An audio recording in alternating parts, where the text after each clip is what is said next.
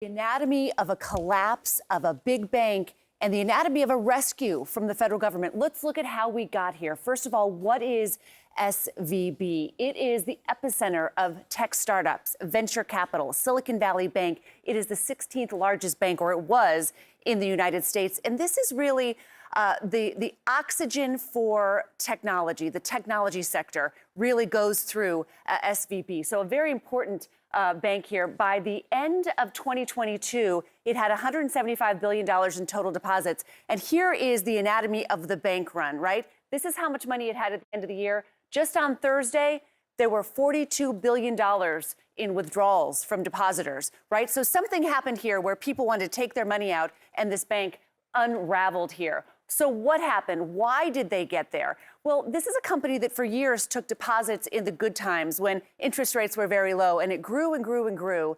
And those deposits grew, and it put that money into long-dated treasuries, into safe, super safe treasuries, right? So this is how much they had. At the end of 2022, $128 billion worth of treasury. Look, that is amazing how much it gained. But then as things started to go south, when interest rates were rising, those were less valuable, and the company actually was selling those treasuries at a loss. When that word got out, people got nervous. The stock in the bank started to decline. Depositors started to withdraw their money. They were also withdrawing their money because technology, that sector, was in a downturn, right? And so instead of putting money into the bank, depositors were taking money out of the bank, and the bank could not sustain it.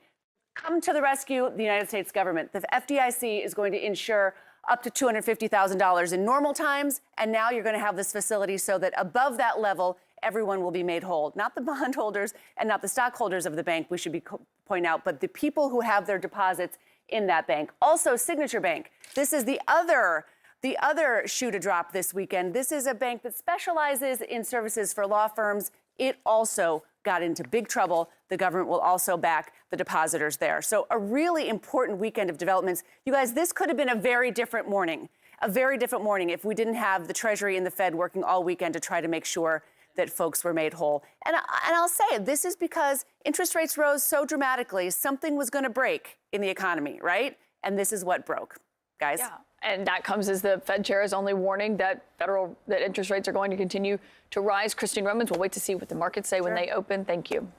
With us now, CNN business correspondent Rahel Solomon and Wall Street Journal senior special writer Justin Baer. Banking is all about confidence, right? Confidence in the system, confidence that if you or I or anyone here at this table puts their money into a bank, if we need it tomorrow, that money will be there. What happened here with SVB was a lack of confidence. And so you started to see all of these depositors rush to get all of their money out.